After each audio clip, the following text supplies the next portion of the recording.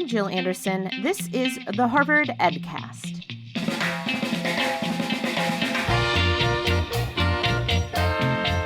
Ewing wants people to recognize that the history of education in America is deeply rooted in systems of control, exclusion, and inequality, particularly for Black and Native children.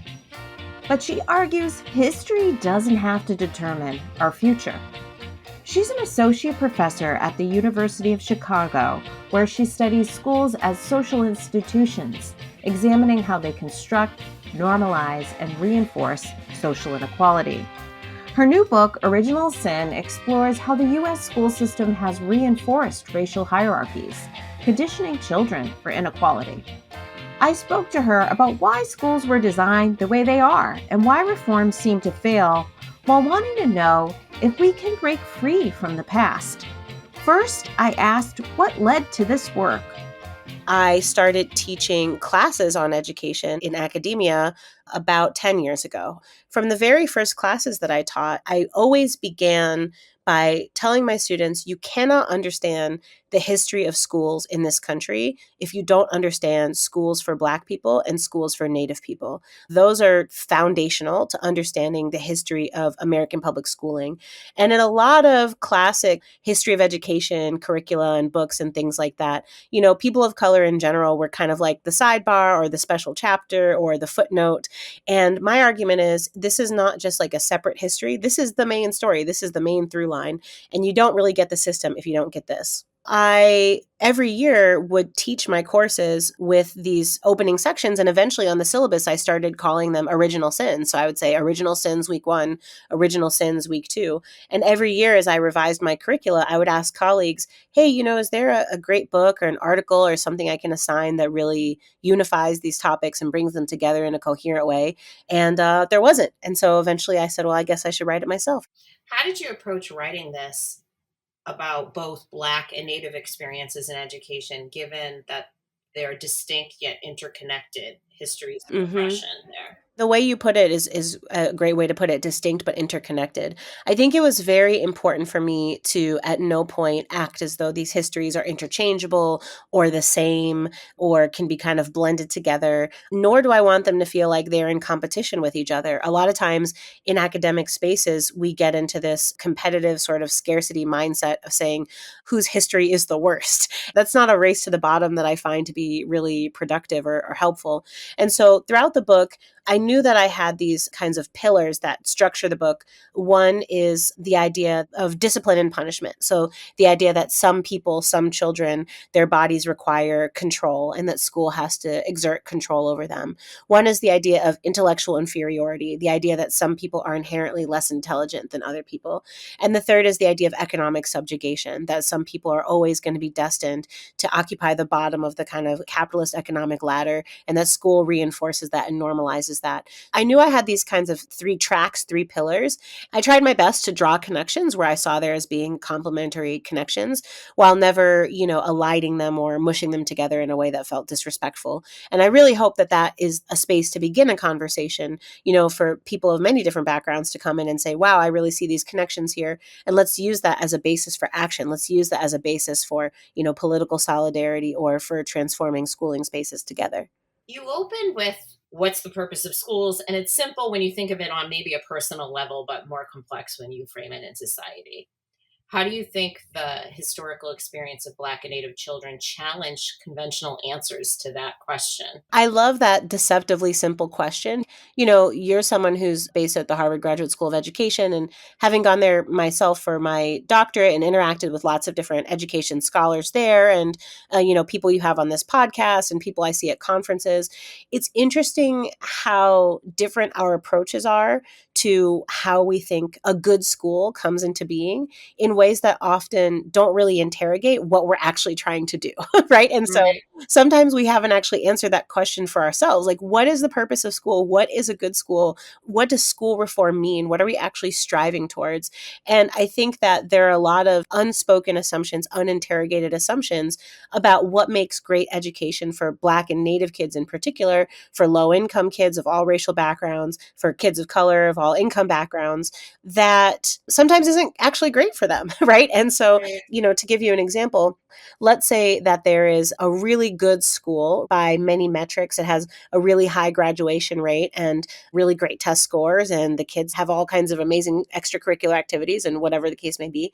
And if the Black kids in that school are every year more likely to be suspended, more likely to be expelled, or if they're very isolated, or if they never read about their own history in the curriculum, can we fairly say that that is a good school for those students, right? Hard to say.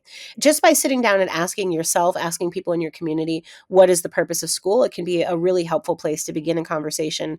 That's where I start my classes every year, right? Is just to have students brainstorm, like, why do we do this, right? Why do we? This is one of the few kind of mostly universal compulsory institutions that people really interact with in our country. So, what is it all for?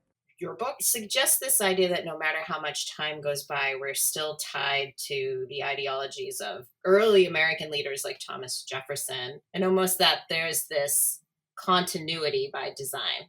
Hmm. Why haven't we been able to break free? Yeah, I mean, that's a question that, keeps me up at night. But I think that history is very instructive, but it's not predestination. And Mm, so a lot of my work is about really trying to fudge the boundaries between the past, present, and the future. And I'm not a big believer in linear time. A lot of my work is in the, tradition of Afrofuturism. And so I really think that a lot of our assumptions about time as being like inherently progressive are not real or not true or not borne out by evidence. But that being said, I don't think that it means that we're doomed to always repeat the same ideologies of the past. I think that how we break free, number one, I think there are always people, always places, always spaces where those acts of resistance and really transformation, right? Ideological transformation are happening all the time, all around us. And so, how do we elevate, amplify, join, empower that work? How do we look for it? How do we find it? How do we see it? And how do we strengthen it? I think is really important. And the other thing is, like, I think we have to have ugly, hard conversations about history, right? I'm clearly not the only one who has that belief, because I also think that, like, if you were to try to mount an authoritarian government and you wanted to disempower people to be able to challenge you, right? It turns out one of the first and most effective things you do is try to exert really strict controls over what and how and who they teach. I think that people that are not in favor of a more just society, not in favor of an equitable and participatory democracy, not in favor of a transformed social world, they clearly think schools are very powerful. They clearly think educators and students are very powerful because they're trying to do a lot to control them. So I think that that in itself is instructive about the power of beginning with history. I want to dive in a little bit more about something you write about, which I was really struck by, which is the comparison between many early immigrant groups to America and the Black and Native experience. I think oftentimes, especially from white people, you will hear comparisons to racism. Well, the Irish experienced the same thing, or whoever who came in experienced some discrimination. And you talk about that in the context of schooling and assimilation into white mainstream. Talk about that a little bit, about the differences between this historical immigrant assimilation into American schooling versus what Black and Natives experienced. If you look back historically, you can find evidence of, like, Benjamin Franklin complaining about all the German immigrants, right? Like, oh, there's so many German immigrants that soon we're all going to have to learn to speak German, right? In this disparaging way.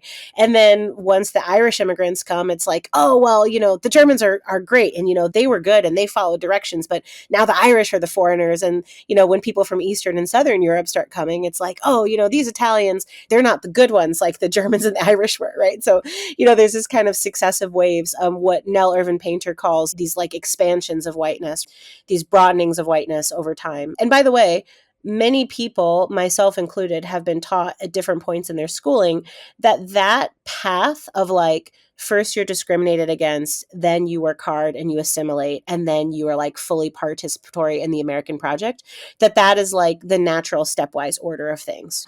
So then the question becomes, why are the people who have been here the longest not included in that same process of belonging? And I think that the reason is that the United States now, in the present, as you and I are having this conversation, is still a country that is founded on racist, genocidal, and enslaving principles and actions, right? And that is the land that we dwell on, the ongoing exclusion and discrimination of people, but also the ongoing profit motive of, companies and people that have benefited from not only formerly enslaved people, but also incarceration as kind of one of the afterlives of slavery. Many people, as we, looked recently over the absolutely tragic fires that have happened in California, have started some tough conversations about why the people that are fighting those fires are often incarcerated people being paid so little that it is tantamount to being enslaved, working for free, and then not eligible to come out and like get a regular firefighting job after they've been incarcerated. And so our country still is benefiting, resting on the edifices of these thefts. And so therefore, it's really dangerous and kind of inimical to the country itself to potentially include the people who've been victims of that theft, right? If you tell those people, yes, you are humans just like us, right? And you have rights and you belong here, then there are a lot of questions you have to answer about a lot of things. And that would erode, again, not only the foundation of the United States of the past, but the United States of the present. So that's very dangerous. And I think that that is the kind of like material reason why we don't see some of those same patterns of assimilation. Many people believe public education has been this great equalizer, right? Right. But the data we have on school funding, on discipline, on access to resources, on almost everything tells a very different story. Right. What do you think is fueling the disconnect there between perception and reality? I think that people want to believe that the systems that we're part of are fundamentally just because it is discouraging to believe otherwise. And also because Mm. the idea of meritocracy and of earning what you have through your own strivings is so deeply baked into American culture and so crucial and fundamental to how people think of themselves that it's very frightening to face the contrary possibility. One of my favorite pieces of research that I was actually first introduced to by John B. Diamond when I was in graduate school is a work by a sociologist named Thomas Shapiro. He's a white dude, and he interviewed people from many different backgrounds, especially white and Black people from different class backgrounds, about the issue of inheritance. And one of the things he found that's so interesting is he would ask people, almost exclusively white people who are middle class or affluent, who'd inherited something from a family member. He'd ask them, what are some of the things that you inherited? And people would list all these things. Well, my parents helped us pay for law school. They gave us a down payment on our house. They paid for my child's childcare. They paid for my phone, right? Like all of these things, sometimes just large cash sums, right? They didn't want me to go into debt. And so they, gave us this, my mother, my grandmother, my father, so on and so forth. And we know from all kinds of history that everything from redlining to employment discrimination to the GI Bill to, insert historical fact here has contributed to the fact that some people have wealth to leave to their heirs and some people don't. And he would then ask them, okay, tell me about how you succeeded in law school, or tell me about how you got this beautiful house that you have. And people would tell him within seconds, right? Oh, we just worked really hard. We just worked really hard for it, seemingly unaware of this pretty obvious dissonance between the story that they just told, which is like somebody in my family had some money and they helped me out, and then their own narrative that they worked hard. And it's because it's considered to be immoral, or that you're like a bad person or a lesser person if you didn't strive and work for everything that you have, right? That's so much part of this like self-made American mythos.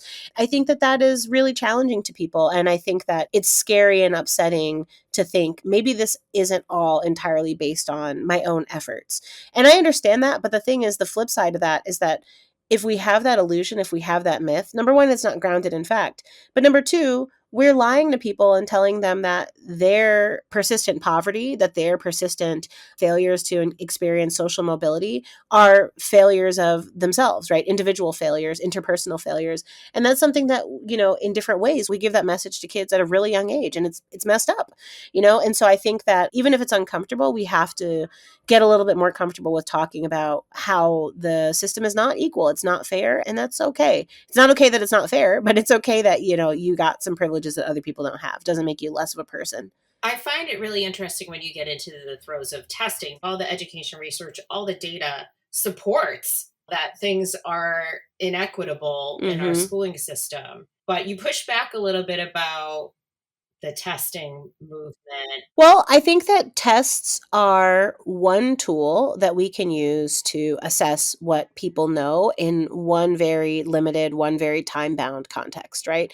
Part of the problem with testing that people have talked about for, a couple generations at this point is the incredible high stakes that are attached to those tests that disproportionately harm, often the communities that have the least resources.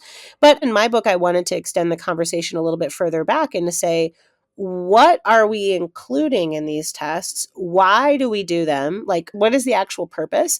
And what are some of the presumptions about knowledge, about forms of intelligence, about what we're trying to do when we send kids to school every day that go uninterrogated and unexamined? One of the things I talk about quite a bit is the IQ test, which people of many different political persuasions and different ideological beliefs often talk about IQ kind of nonchalantly as though it's just like an objectively real thing, right? People talk about the notion of giftedness or genius as though these are objectively real things. And once you start learning the history of these tests and looking at some of the content of these tests, it just becomes really hard to defend that argument. One of my favorite things I like to do with my students is to show them examples from the Army Alpha and Beta tests, which were essentially the first standardized tests in the United States. And I include some of the photos and images from them in the book as well. And you see really quickly how some of what is being presented as quote unquote intelligence is such specific cultural knowledge. And that becomes more obvious from our 21st century vantage point because we would get a lot of the questions wrong, right? Like a question like, what do you do if you're carrying a load of coal on your wagon and your wagon gets stuck in the mud, right? Like, I don't know, you don't know, but also somebody that just immigrated to the United States from like a place where they didn't haul coal, like maybe that person also doesn't know, A lot of these things that get passed off as general knowledge or common sense are not so much.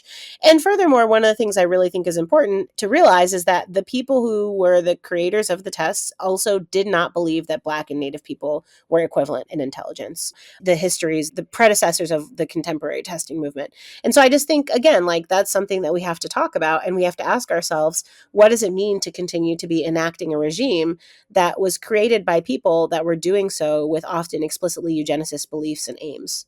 Your work presents a difficult but necessary history, and it may leave many, I'm going to use the word good faith educators feeling trapped within an entrenched system. How do you think educators can navigate the tension between recognizing their role in the system and working to change it? I was a classroom teacher. I was a middle school, public school teacher. And so I know what it's like to have to compromise your beliefs. I know what it's like, first of all, to not even have a lot of time to read a long 400-page book and then talk about it with people. It was really important to me to not be like wagging my finger at educators or at community members or parents. And also, I don't want people to feel like, okay, well, we're all just doomed from the start and there's nothing to do. Part of why I didn't want to end the book with like, here's your 10 easy steps that you can take in your school to fix racism is number one, to understand that these are long and old systems, but they were created by people and we are also people, right? And it is also within our power to examine and critique those systems and create new ones. But what I really hope is that educators will start with something specific, something small, and that if there is just one chapter, one page, one paragraph of the book that you read it and you think, oh my gosh, I really see the connection with this thing that we've been doing in my school right now. Like the way we line up, the way we do lunch, the way we do homework, the way we do detention, whatever the case may be. And to have that as a departure, a point of departure for a conversation, and to do that work collectively. In our culture, there's often the myth of the like super teacher who like comes in and saves everybody's life by themselves, And I really think that this is collective organizing work. And so I understand that feeling of being trapped, but the people who created these systems, they were not gods, they were not special or different than us. They were regular humans just like us. And so if they could create these systems collectively, we have to think about what we are able to create collectively, and we have to start somewhere. Thank you so much. Thank you. Thank you for the lovely questions. Ewing is an associate professor in the Department of Race, Diaspora, and Indigeneity at the University of Chicago. She is the author of Original Sins, The Miseducation of Black and Native Children and the Construction of American Racism. I'm Jill Anderson. This is the Harvard EdCast, produced by the Harvard Graduate School of Education. Thanks for listening.